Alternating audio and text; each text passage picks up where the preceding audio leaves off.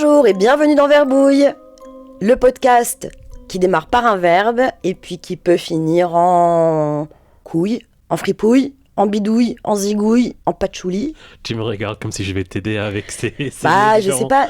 Je sais pas où tu vas. Tu connais le patchouli ? Absolument pas. Je crois que c'est un parfum originaire du sud qui sent très fort. On dit souvent que c'est les vieilles personnes qui portent du patchouli. Ah, c'est du Chanel numéro 5. En pire, je crois, vraiment. Comme les mémés qui cocotent. D'ailleurs, j'ai un problème, j'adore cocoter de plus en plus. Avec le temps, je m'en fous de plus en plus parce que j'adore cocoter, comme les vieilles cocottes. Quand j'étais jeune, je détestais ça et c'était vraiment le symbole ultime de la vieillesse, tu vois. Ça y est, j'ai basculé. J'adore cocoter. Tout le monde. Et donc aujourd'hui, comme d'habitude, on va partir d'un verbe. On va en lire les définitions et puis on va voir vers quoi ça nous pousse. Le verbe d'aujourd'hui, c'est flipper. Flipper. Et là, c'est rigolo, parce que flipper, c'est un anglicisme. Totalement. Alors, je vais te lire les définitions que j'ai trouvées dans le Robert et dans le Larousse. J'ai regardé les deux cette fois, parce qu'ils n'ont pas l'air d'être tout à fait d'accord, et ça peut être intéressant par rapport à ta vision de la définition anglaise. T'es le mieux placé de nous deux pour en parler. Donc, flipper. Le Robert dit deux choses, sans donner vraiment d'exemple. Être déprimé, avoir peur. Bon, Ouais. alors avoir peur, là, jusque-là, on est OK. Avoir peur, c'est très bien. Être déprimé, ça, je l'avais pas comme définition, mais Bah, en tant que moi non personne plus. joyeuse, Ouais. qui n'a jamais vu la dépression. Oh, la chance. OK.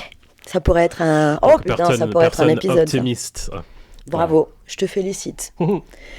Et le Larousse dit, dans l'argot des toxicomanes, éprouver un sentiment d'angoisse lié à l'état de manque. Et alors ceci dit, j'ai récemment appris que l'alcool pouvait donner des effets dépressifs le lendemain parce que l'alcool est un excitant contre lequel le corps produit des dépresseurs pour rétablir l'équilibre. Sauf que le corps produit du dépresseur bien longtemps après l'ingestion d'alcool, ce qui peut produire une espèce d'état de déprime le lendemain. Ouais. Et du coup, je me dis que si les drogues fonctionnent de la même manière, eh ben, ça peut venir de là. Alors, il y a l'angoisse pendant que tu te drogues pour les gens qui font des bad trips, peut-être. Et puis peut-être qu'après, quand les effets s'atténuent, le corps, malgré tout, a du mal à se remettre. Et il y a des espèces de chimies qui font que t'es pas super. Oui, pour prendre un exemple, alors je suis pas du tout expert, je m'y connais pas du tout en ecstasy, mais le concept de l'ecstasy, c'est que ça te sort tout de suite tout le sérotonine qui est dans ton cerveau, et t'en as juste pas pour demain.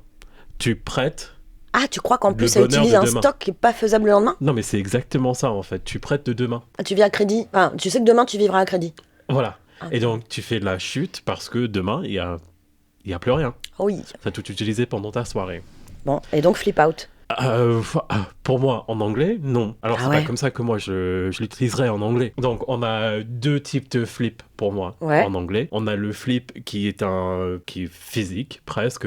Tu jettes quelque chose, tu te jettes. C'est le saut périlleux, si je le dis bien. Donc, ça, c'est un flip. Si tu sautes dans l'air et que tu fais une tourne, voilà. C'est un flip, tu peux jeter quelque chose et tant qu'il y a une sorte d'angle quand tu le jettes, comme un ballon de rugby. Sinon, il y a flip out qui est plutôt se fâcher ou se perdre la tête. Avec de la colère ? Oui. Ok.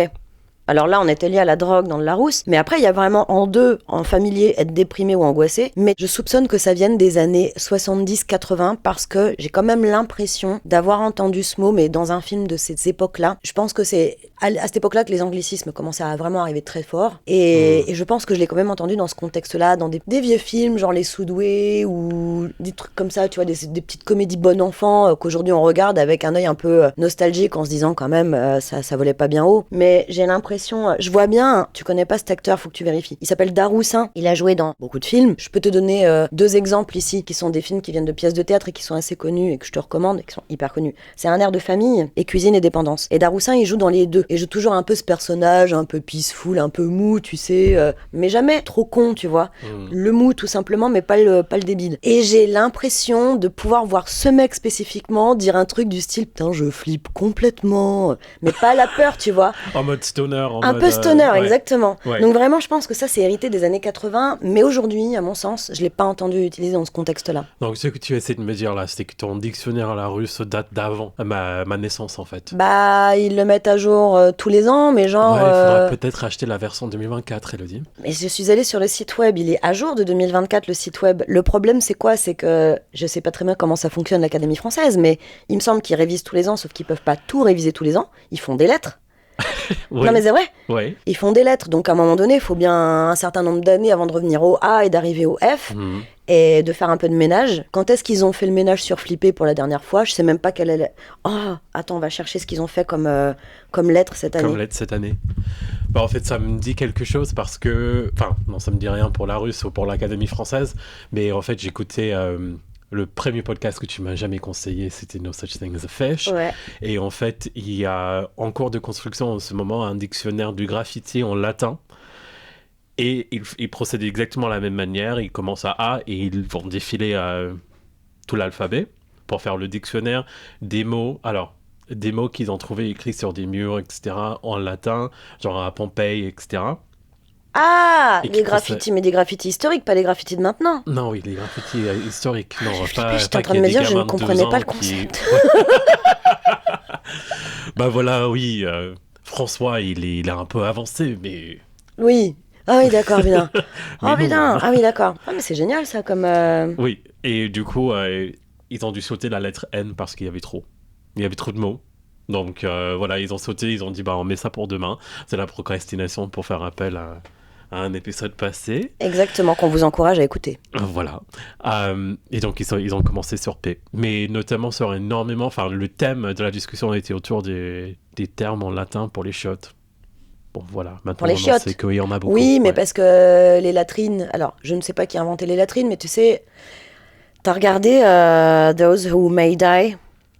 Non. C'est une série là, qui est disponible, que j'ai regardée sur Amazon, qui est très, très bien, au demeurant, j'ai beaucoup aimé. Évidemment, on revient sur les gladiateurs, c'est la phrase que les gladiateurs disaient lorsqu'ils allaient commencer à se battre. Ah oui, je vois. Est-ce qu'il n'y a pas le Anthony, comme il s'appelle dedans ? Anthony Hopkins, ouais, voilà. Qui est en fait l'empereur qu'on appelle... de la lignée des Vespasiens. Vespasienne, c'est le nom qu'on donne aujourd'hui dans Paris aux urinoirs de Paris. Et j'ai compris dans la série pourquoi. Bon, je m'étais jamais posé la question avant, donc j'ai jamais fait de recherche. Et dans la série, Anthony Hopkins, qui est donc l'empereur Vespasien, enfin le père Vespasien, explique à un moment donné à l'un de ses fils qu'il va taxer, il a décidé de taxer ou de racheter de l'urine pour l'utiliser, parce que ça s'utilise, je sais plus pour trop quoi faire, peut-être enrichir des sols, enfin j'en sais rien en tout cas. Il a trouvé le moyen de faire payer les gens pour pisser. Mais pourquoi ? Parce qu'il réutilise la matière première, c'est pas qu'une taxe simple, il réutilise la matière première, en fait il rachète. Et il explique qu'il n'y a pas de honte à acheter des matières non nobles du moment que tu sais que tu vas les réutiliser, et qu'après tout, pourquoi se priver ? Parce qu'au final, il est en train d'enrichir le royaume. C'est vraiment à des moments comme ça où tu te dis, je suis vraiment né dans une mauvaise époque. Pourquoi t'aurais voulu vendre quoi, toi ? Ou racheter quoi ? Je vends ma pisse, je vends les selles, pas de problème. Mais là, maintenant, je vends mon âme. Tu vois, c'est quand même différent. Je préfère vendre la pisse, quoi. Putain, c'est vrai. En plus, tu peux avoir de l'argent tous les jours, quoi. Et alors moi, je peux te dire... Peut-être même plusieurs fois par jour si tu bois un peu Totalement. de vin. Et avec que ça. Et de la bière. Oh, putain. On se serait fait de la thune. C'est pas le cas. Après, en tant que meuf, je pense que je peux vendre ma pisse. Hein. Certainement. Et qu'est-ce qui m'empêche de mentir et de dire que je suis une belle femme ? Ben, les réseaux sociaux ne t'ont pas attendu pour que les gens se mentent entre eux. Sinon, il n'y aurait pas tous ces scandales de prédateurs sexuels sur Internet. Faudrait que je me renseigne sur la légalité de dire que je suis une meuf alors que je ne le suis pas. Du moment que tu donnes le produit pour lequel les gens payent... C'est pas du faux marketing ? Je sais pas, si. Mais t'as qu'à écrire que rien n'est contractuel et puis voilà. C'est pas à toi que je vais la prendre, tu fais du market. Allez, donc on était sur déprimé ou angoissé. Et la troisième définition dans le Larousse, c'est planer, être dans un état second. Et ça, c'est pareil, c'est totalement les années 80. Ça pue les années 80, genre je fume un joint, au bout de 10 minutes, je flippe complètement. Je les vois trop, ces gens qui parlaient en plus avec cette espèce de voix un peu bobo, versaillaise et de balle. Mais ça, c'est vraiment très désuet. Alors, parce que quand tu le dis comme ça me renvoie à une phrase aussi du même type de film, mais cette fois-ci en anglais. Du coup, je vais avoir le type de groovy. Oui. C'est le même vibe. Exactement. Tu vois, dans le bus peint avec des fleurs, voilà, le Volkswagen, quoi. Exactement. Et en France, par exemple, je pense à un autre truc, c'est les inconnus ont totalement pu le mettre dans l'un de leurs sketchs. Faudrait que je fasse une recherche plus tard. Mais je vois trop des gens comme ça, en fait. Est-ce que t'as des phobies? Alors, comment est-ce qu'on décrit une phobie, déjà? Alors, je vais pas aller regarder la définition, je vais essayer de te la décrire. Pour moi, une phobie, c'est quelque chose qui te cause une peur tellement viscérale et tellement forte, avec un sentiment avec un besoin de fuite, un truc qui vraiment te fait suer, te lève les poils et te donne une envie de partir et de ne pas avoir cette chose sous tes yeux. Exemple, j'étais à New York en 2013 avec une copine, on avait pris un petit Airbnb. On a passé une semaine super toutes les deux, jusqu'au dernier jour, la veille du départ. Elle va se doucher, et là j'entends un hurlement, et en fait il y avait un cafard dans la salle de bain, on n'en avait pas vu un seul en une semaine, et là elle est partie dans un état, la pauvre, que j'ai pas réussi à intégrer parce que je ne connais pas les phobies, et j'ai essayé de l'apaiser et de tempérer la situation en lui disant, c'est pas très grave, enfin tu vois, moi comme je savais pas dans quel état elle était, j'essayais de temporiser, et j'étais là genre mais c'est pas grave, je vais regarder, je vais essayer de le chasser, peut-être que ça ira mieux, puis après tu pourrais retourner, et ça l'a mise dans un tel état qu'elle a même perdu son calme avec moi en me disant mais tu te rends pas compte de ce que c'est qu'une phobie, je ne supporte pas. Maintenant de savoir qu'il y en a eu un, je veux pas prendre le risque d'en voir un autre, je n'y arrive pas. Et c'est là que je me suis rendu compte qu'en effet une phobie, ça pouvait être vraiment être très handicapant parce que tu perds l'intégrale maîtrise de ta propre volonté. D'accord. Ok. Donc c'est un peu bizarre parce que j'ai beaucoup de mal à distinguer, à faire la différence entre phobie et dégoût. Donc qu'est-ce qui me dégoûte? Parce qu'on peut dire genre, les rats. Il y a un rat, je gèle, je tourne, je fuis. Je vais dans l'autre sens. Surtout la queue. Ça me dégoûte. Ça me donne envie de gerber. C'est la première fois que tu dis ça. Hein? C'est bien la première fois que ça te dégoûte. Donc. Mais là, mais du coup, là, tu sais si c'est une peur ou si c'est un dégoût? Enfin, ça n'empêche pas que ça te dégoûte, bien sûr. Mais là, t'es dans une peur avec un besoin de fuite. Oui, mais par contre, là, j'ai un truc qui est quand même un peu plus rigolo. Quelque chose qui me dégoûte réellement et qui me donne... là, maintenant, lorsque j'en parle, ça me donne envie de partir. Ouais, mais reste, hein. Et je vais rester. Cool. Je vais rester. Je me sens en sécurité ici. Entre amis. Tant qu'il n'y a pas quelqu'un, tu vois, qui va sortir avec le truc qui me fait peur, tu vois, dans les chat shows, c'est la meuf qui a peur du cornichon. T'as vu cette vidéo? Non, moi j'ai vu les vidéos où on faisait peur à des chats avec des concombres. C'est pas mal ça déjà. Ce qui n'a pas marché sur mon chat au demeurant. Ah bon? Non, lui il a rien à foutre. Hein. Il s'est retourné, il a vu ça, il a fait ok. Alors est-ce qu'il a un talent ou est-ce qu'il est défectueux? Je sais pas, en tout cas, ça ne lui a pas... Parce qu'on disait que c'était soi-disant une peur qui était liée au fait que ça avait une forme qui ressemblait un peu à un serpent, qui est un prédateur, nanana. Ah oui. Alors, bon, en tout cas, ça n'a pas marché sur lui. Bon. Donc, oui, le truc qui est un peu bizarre et qui me donne envie, maintenant, je me retourne sur moi-même, là, en parlant. Il y a des glaces. Tu vas au supermarché, tu achètes des glaces, tu le mets dans le congélo. Ouais. Ces glaces-là, ils vont être peut-être dans une forme de papier. Ouais. Tu vois? Quand tu les enlèves après, la texture de ce papier gelé... Ouais. Non. Mon père, il en mangeait beaucoup à un moment. Et même enfant, j'étais obligé de descendre les manches de mon pull et de l'enlever comme ça, parce que je ne peux pas supporter cette texture. Et c'est très bizarre. Putain, oui, c'est incroyable, parce que alors je crois que c'est la première fois de ma vie que j'entends ça. Quand t'attrapes ces sachets, souvent ils sont gonflés d'air pour sans doute la conservation, tu sais. Alors toi, tu penses à... C'est très spécifique, ces trucs, parce que toi, tu penses que c'est presque une plastoc. Oui, maintenant, ils sont en plastique. Oh oui, soit l'extérieur n'est pas mat. Il y a un papier qui est bien spécifique, un type de papier, parce qu'une cornetto... Et c'est ce papier-là dont tu parles? Moi, je parle d'un papier qui est presque comme un papier d'écolier. Tu vois, lorsque tu le déchires, tu vois même les stries? Ouais, les fils qui... Ok, sur un vieux papier, c'est une sorte... Ok, j'ai envie de te dire que c'est du papier recyclé presque. Ok, alors je crois que je visualise. Néanmoins, j'ai pas souvenir d'avoir ouvert une glace qui était faite dans ce papier-là, donc vraiment ça doit être une marque hyper spécifique. Alors oui, j'ai l'impression que c'est un peu des trucs budget peut-être. Tu vois Même pas forcément, parce que ce que tu décris là, je pense que sur une glace qui se veut bio, machin, ça, il pourrait tout à fait le mettre. Je vois très bien une espèce de tissage avec... Ouais. Oui, non mais... Bah là, à l'époque, ça aurait été il y a 20 ans, du coup, c'était pas chic à l'époque. Oui. Maintenant, c'est chic. Bon, félicitations à mon père. Mais voilà. De mon côté, j'ai pas de phobie, c'est-à-dire que j'ai pas l'impression vraiment comme cette copine dont je parlais tout à l'heure, bisous Marjo. Mais par contre, oui, je dois avouer que je suis très classique comme meuf. Il y a deux choses, et c'est des insectes, deux choses qui m'emmerdent dans cette vie, c'est les araignées et les abeilles et les guêpes. Alors je sais que les abeilles, il faut en prendre soin, Néanmoins, j'ai jamais été capable de faire la différence entre les deux. Jamais de ma vie. Non, mais je n'y touche pas. Je n'y touche pas parce que j'ai peur qu'elle me pique, en fait. Donc moi, tout ce que j'ai envie de faire, c'est fuir pour ne plus être près d'elle. Le problème, c'est quand elles te suivent parce qu'elles ont décidé que ton parfum était super et que tu ressemblais à une fleur parce que tu portes du rose. Mais en vrai, non. Je veux dire, va là-bas, va polliniser là-bas. Donc j'ai pas envie de les tuer. Je veux juste qu'elles restent à distance. Mais malheureusement, elles savent pas trop faire. Il est pas impossible qu'en plus, à cause de cette histoire de guêpes et d'abeilles, moi j'avais des réactions vraiment...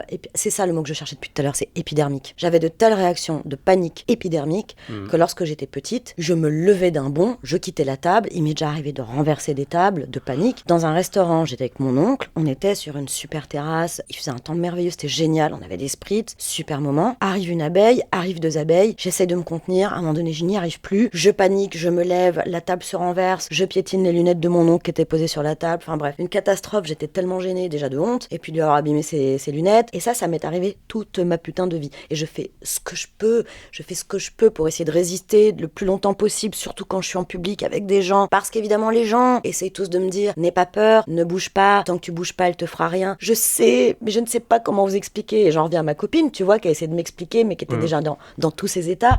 Et j'essaye aussi de renvoyer ça aux gens en leur disant, je sais, à l'âge que j'ai, je l'ai entendu toute ma vie et je vous fais confiance à tous. Comment vous expliquer qu'à un moment donné, je ne peux plus me contenir? Alors c'est à ces moments-là, on était sur Jerry Springer où je te sortirais juste...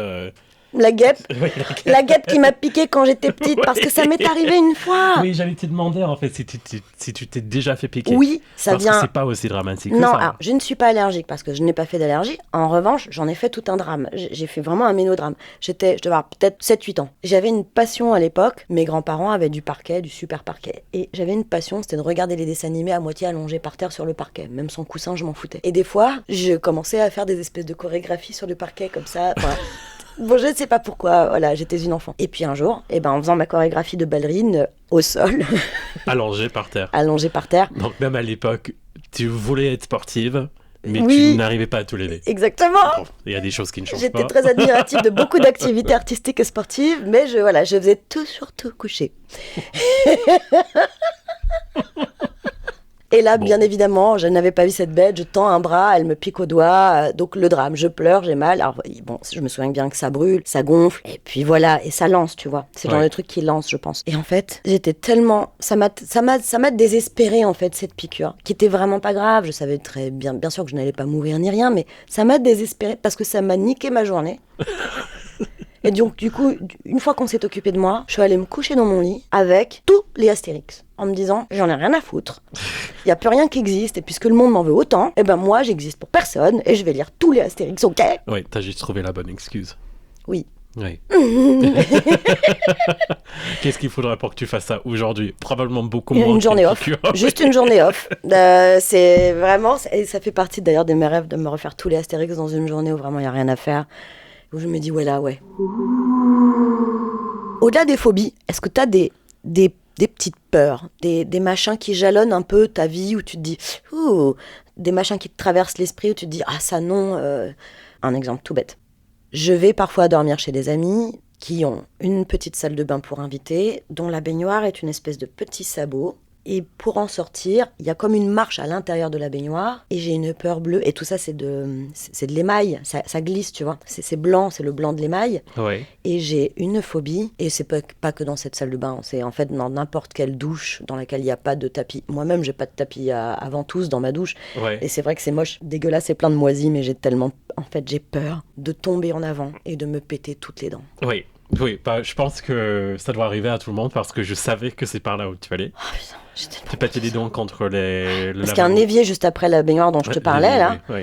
Et donc, heureusement qu'on ne me filme pas sortir de cette baignoire parce qu'à chaque fois, et à chaque fois, hein, je m'appuie sur l'évier de mes 2 mains et je sors comme une personne de 98 ans, un pied après l'autre, et je lève bien les jambes pour pas accrocher le 2e pied, tu vois, pour pas me taper le truc du moment d'inattention. Il faudra bientôt mettre une barre dans la douche pour Elodie parce que, voilà.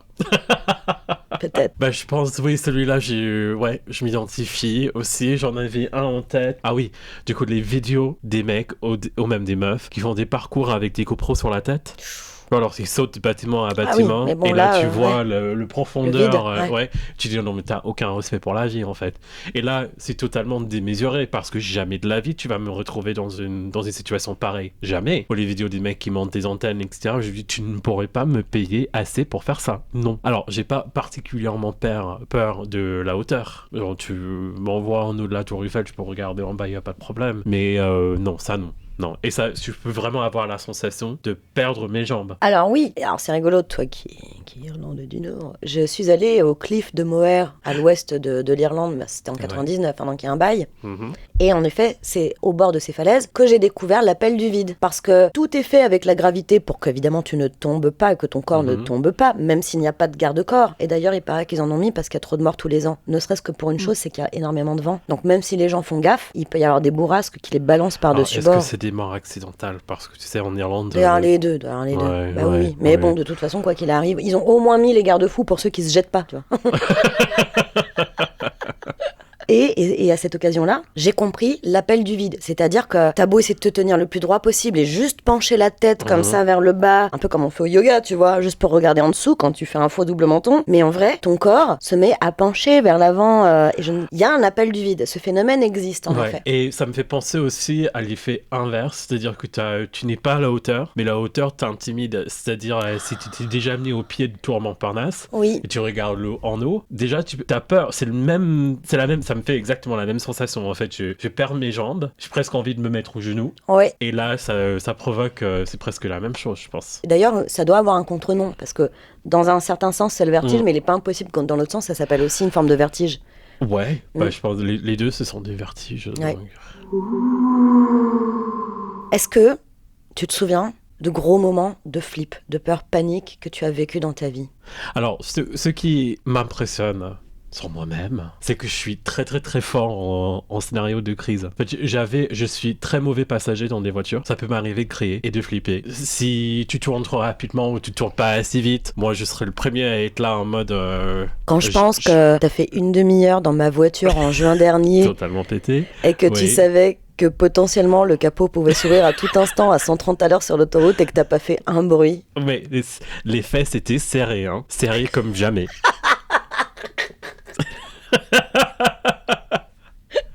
Vraiment, il n'y avait pas de risque de quoi que ce soit. Fesses serrées, fermées, pas de business.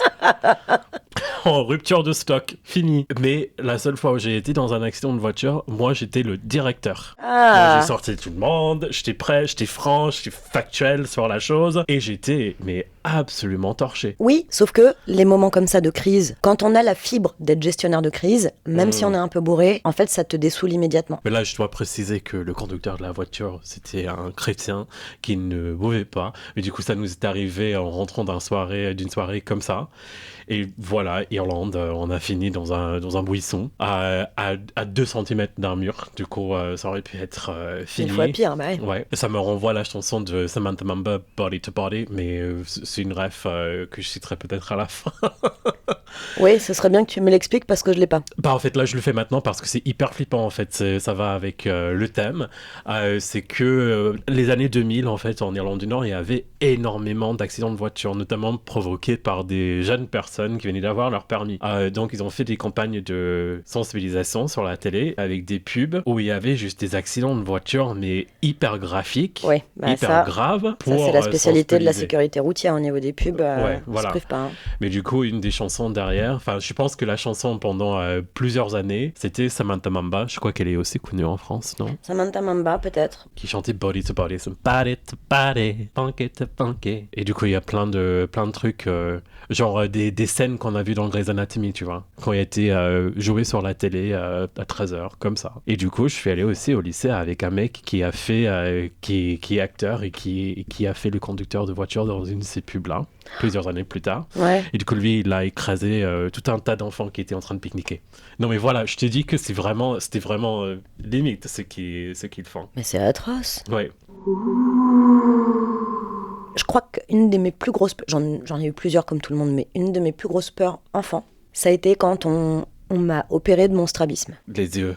Les yeux, c'est un vrai problème. Et c'est vraiment une source de peur chez moi. Et quand j'avais 7 ou 8 ans, donc j'étais déjà à plusieurs années Comment ça s'appelle ? Bon, les exercices des yeux quand tu vas voir un docteur. J'ai oublié alors que j'en ai fait un certain nombre d'années, mais les exercices des yeux. Quand on essaie de te mettre devant une machine où tu as une image à gauche et une image à droite. À gauche, c'est maman lapin et sa fille lapin. À droite, c'est maman lapin et son fils lapin. Et à un moment donné, tu dois réconcilier maman lapin, c'est la même, et tu as un enfant à gauche et à droite. Oui. J'ai jamais pu. Bref, c'est technique. C'est juste que j'ai un œil dont un des muscles est fainéant et plus long que les autres muscles, et donc il a pas la bonne direction. Et le problème, c'est que ça joue sur ta vision 3D. Donc toi aussi, tu vas me dire que tu vois qu'en 2D. C'est pas tout à fait vrai. Par contre, ma gestion de la profondeur n'est pas la même que la tienne, et la mienne est probablement extrêmement mauvaise. Peut-être moins maintenant que j'ai été opérée.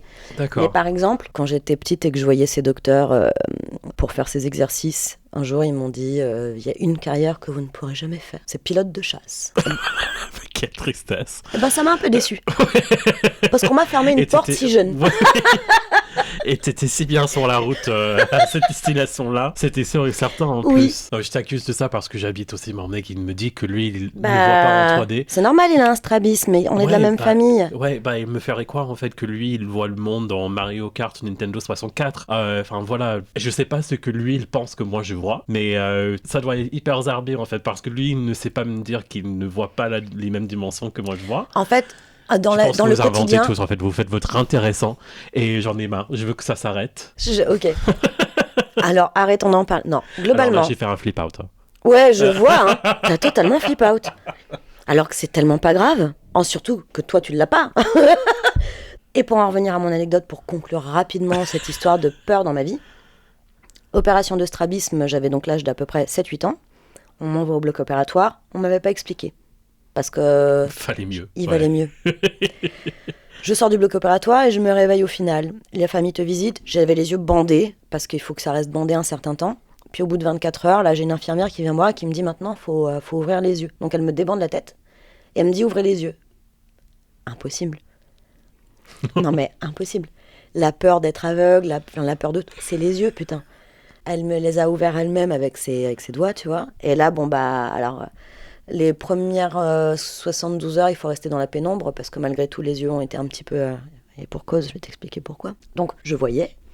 On m'a laissé dans la pénombre. Le lendemain, on m'a laissé rentrer chez moi. J'ai vécu dans la pénombre 1 ou 2 journées supplémentaires. Et puis, à un moment donné, je me vois quand même dans un miroir. Et là, je me dis, mais j'ai été opérée des yeux, mais où sont les cicatrices ? Tu pensais qu'ils allaient rentrer par où ? Et toi, tu penses qu'ils ont fait quoi ? Ils ont enlevé ton œil de... Bah oui. Oui. Bah oui. Oui, mais j'avais 7-8 ans. Oui, tu crois qu'à 7-8 ans, immédiatement, on se dit « Oh, mais c'est beau, ils ont sorti les yeux !» Non, tu te dis pas ça. Parce que ça consiste effectivement à sortir les yeux pour atteindre donc les muscles qui sont le globe oculaire. À l'arrière du globe, il y a 2 muscles. Un sur l'extérieur, un sur l'intérieur. Et ce sont ces 2 muscles-là qui nous permettent de regarder à gauche et à droite. Et donc, il a fallu les sortir et il a fallu... à minima en raccourcir un, peut-être à gauche. Je ne sais pas très bien ce qu'ils ont fait. Donc, je ne vois pas de cicatrice. Et là, je m'interroge. Et plutôt que de trouver ou de questionner le monde autour de moi, mon cerveau m'a envoyé un cauchemar dans lequel j'étais sur une table d'opération et je vois arriver une personne avec un petit plateau en argent recouvert d'un petit napperon brodé sur laquelle il y avait une espèce de cuillère qui ressemblait tellement aux cuillères pour faire les boules de glace, évidemment.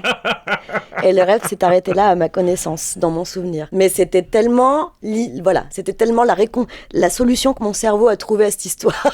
Ouais. Finalement, je ne sais pas comment ils font pour les sortir et je ne veux pas savoir. Je ne veux pas le savoir non plus. Oui, non, les yeux, je suis d'accord aussi. C'est là où je fais la distinction entre le dégoût et la phobie. Là c'est vraiment une phobie. Ah oui, ok. Donc, je connais des personnes qui ne sont pas du tout touchées par ça, en fait, qui peuvent toucher l'oreille, qui mettent des lentilles, etc. Moi, impossible. Je ne pourrais pas. Toucher tes yeux ? Non. Ah, ça c'est intéressant. Parce que du coup... l'oreille, là, non. À l'oreille ? Non, mais j'ai dit oui, ça. T'as dit l'oreille, mais ça peut être les yeux, les oreilles. Non, mais je confonds ces 2 mots tout le temps et c'est un truc. Ah oui, mais on est sur la base quand même. Ouais. Je vais t'offrir un livre d'anatomie. Oui, c'est toucher l'œil, c'est mettre des lentilles, etc. Moi, je serais incapable. Alors, mettre des lentilles, moi, c'est pas possible, effectivement. Non. Par contre, si on doit me mettre des gouttes, je les mets moi-même. Et j'ai aucun problème à le faire. Si je suis moi-même en total contrôle, il n'y a aucun problème. Non, mais moi, j'ai les yeux bien mouillés. J'ai jamais eu à me mettre à quoi que ce soit. Attends, là, je me retiens, mais d'une puissance. On me tend des perches. J'espère que ceux qui nous écoutent finiront tes phrases de même et feront leur propre jeu de mots, comme je le fais moi-même quand j'écoute des podcasts. En étant une personne discrète, etc., je ne terminerai pas la phrase. Oui, évidemment, ça va de soi, faut pas être trop obvious. Non, moi je n'ai jamais cherché à faire comprendre des choses sales ou autres. Tu regardes des films d'horreur ? Alors, je suis très... Oui, j'aime bien, mais c'est parce que je me moque de moi-même. En fait, je suis hyper sensible à tout ce qui est maison hantée, démons. Dès lors qu'il y a la religion dans l'affaire, moi je vais flipper de ouf. C'est l'Irlandais en moi, je ne peux pas. Par contre, les trucs un peu dégueux comme les sorts, etc., où c'est beaucoup plus de gore, ça m'intéresse pas trop. Et ça ne me ferait pas forcément peur non plus. C'est juste une sorte de rejet que je fais. Je comprends. Si tu parles des trucs gore, tu veux dire les slashers ? Ouais. Mais moi non plus, j'aime pas les... En fait, les slashers, c'est gratuitement dégueulasse pour rien. Exact. Et en général, il n'y a pas de scénario derrière. Ouais. Genre, tu vois, j'ai jamais regardé un truc que j'ai envie de regarder parce que tout le monde dit, c'est la colline à des yeux. Ouais. Alors, je l'ai pas vu, mais je sais que c'est un slasher. Et c'est évident qu'il n'y a pas de scénario derrière, il n'y a pas d'histoire. Et je m'en fous, en fait. Les slashers gratuits, quand je les identifie, je les regarde pas. Il y a une autre catégorie, je suis désolée, je peux pas, c'est tous ces films d'horreur dans lesquels c'est toujours un enfant. Ah, ouais. La main sur le berceau, la berceuse, l'enfant, ceci.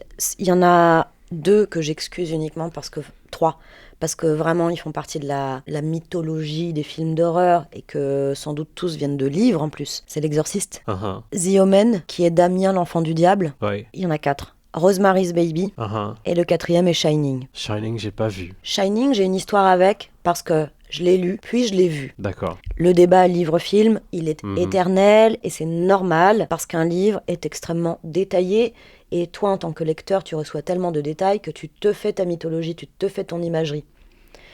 Shining apporte une quantité de détails qui te permettent d'aller jusqu'à la folie, qui ne sont pas forcément retranscrites dans le film. Donc j'ai senti des manques dans le film, néanmoins ça reste un Kubrick qui est super.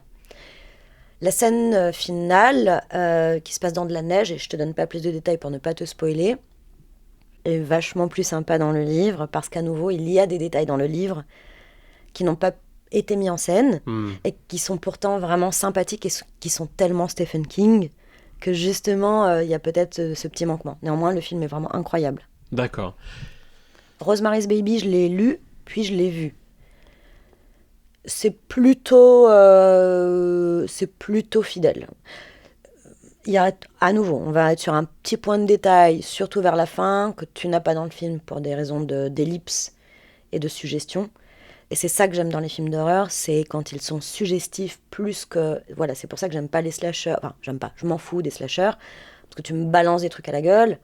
Super, où est la subtilité ? J'aime quand on me suggère.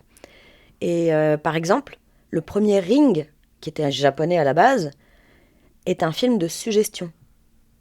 Il y a beaucoup de temps mort, il y a beaucoup de longueurs, mais il y a des longueurs qui font du build-up, jusqu'à des scènes où, à nouveau, il n'y a rien de foufou, mais qui quand même te donne un petit jumpscare très sympathique. Paranormal Activity, le premier... Ça m'a traumatisé. Le premier était super. Et je comprends très bien qu'il y a des amateurs de films d'horreur qui vont te dire...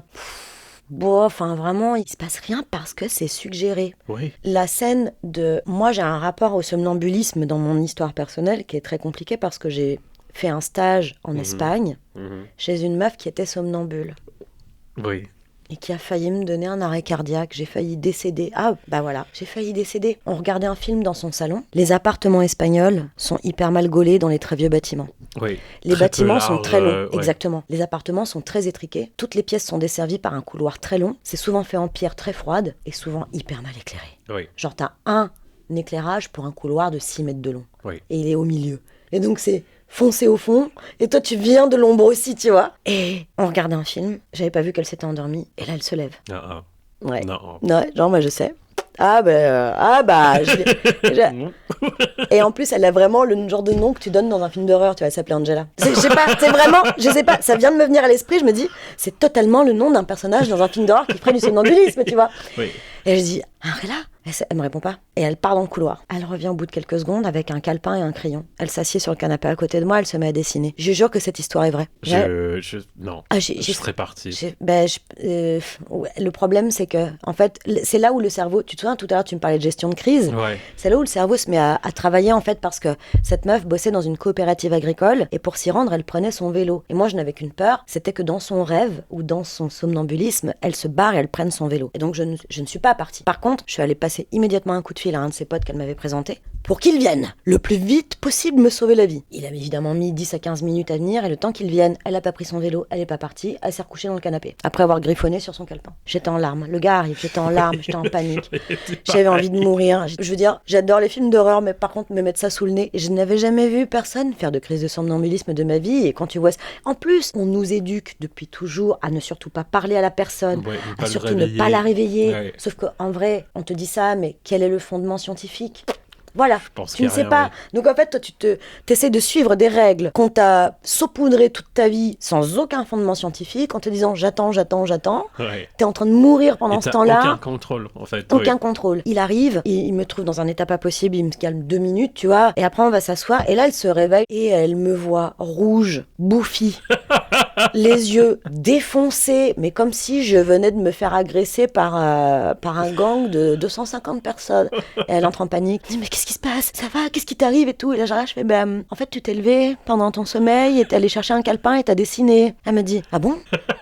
Bon, apparemment, elle savait pas qu'elle faisait du somnambulisme. Écoute bien, sur son calepin, tu sais ce qu'elle a dessiné? Donc, elle bossait dans une coopérative agricole dans la partie cafétéria. C'était l'époque où on avait encore le droit d'avoir des zones fumeurs et des zones non fumeurs. C'est vieux, hein, à nouveau, c'était en 97. Je m'en souviens. 97, 98. Je m'en souviens. Et en fait, le problème, c'est que les gens commençaient à râler, à dire, ouais, mais moi, la fumée me dérange. Et à l'intérieur de ce bar, ils ne trouvaient pas trop la solution de l'agencement des tables, comment protéger certains, comment permettre à d'autres. Elle a trouvé la solution cette nuit-là sur son calepin. D'accord. Peut-être ça nous ferait du bien d'être somnambule. D'être quoi? Somnambule? Ouais. Ouais, c'est clair, putain. Si on pouvait se débarrasser de nos problèmes... travailler pendant ce temps-là... Je vais y réfléchir. Ça m'aiderait. Bon, du coup, si tu voulais recommander un film d'horreur pour Halloween. Enfin, ça a été fait 5000 fois, mais tout ce qui est Amityville Horror, famille qui déménage dans une maison, c'est la maison elle-même qui est hantée et qui possède une des personnes, normalement le père, qui bute tout le monde. Moi, je suis pour ça. Amityville. Ouais. Nice. Et toi? C'est pas vraiment un film de... Moi, je le mettrais pas dans la catégorie horreur pour moi, mais il peut tomber dans la catégorie horreur pour d'autres. C'est le Dracula de Francis Ford Coppola. Ah. Pour moi, il est pas dans la catégorie horreur totalement. Pourquoi? Parce que il est vraiment très romantique. Et je l'ai trouvé magnifique quand je l'ai vu. Le livre est vraiment très chiant à côté. J'ai voulu le lire après, mais c'est de l'épistolaire et c'est dilué, c'est long. Ah oui, je l'ai tenté. Mais c'est Mary Shelley, ouais. Non, Mary Shelley, c'est Frankenstein. C'est Bram Stoker. Bram Stoker, ouais. Ah, par contre, le Frankenstein avec De Niro est une pure merveille. Une pure merveille. J'ai pas encore vécu assez longtemps pour avoir les mêmes films refaits plusieurs fois. Ça va venir, mais c'est pas les films ont fait plusieurs... Mais Frankenstein, il a sans doute déjà été fait 200 fois au cinéma. Par contre, voilà, c'est pour ça que je te parle de celui avec De Niro, parce que dedans, il y a Helena Bonham Carter, qui joue l'épouse du docteur Frankenstein. Et dans l'histoire du roman, l'épouse joue un rôle, en fait. Et c'est elle qui m'a fait vriller dans ce film. Et elle est incroyable. Comme je ne veux pas spoiler, je n'irai pas plus dans les détails, mais le Frankenstein avec Kenneth Branagh, De Niro et Helena Bonham Carter m'a beaucoup marqué. Bon, c'était quand même un petit épisode. On l'a pas dit, mais on faisait un épisode sur la peur quand même pour Halloween. Flipper. Flip out. Merci. Freak out. Ah, freak. Non, c'est pas la même chose. Non, la freak, c'est chic. Ah pas non plus. Merci Mathieu. Merci Elodie. Merci de nous avoir écoutés. Retrouvez-nous sur vos plateformes préférées, Spotify, Deezer, Apple Podcast et Amazon Music. Abonnez-vous, commentez, likez et puis retrouvez-nous aussi sur Instagram @VERBOUI2LE pour commenter également et nous raconter vos anecdotes. Ciao ciao.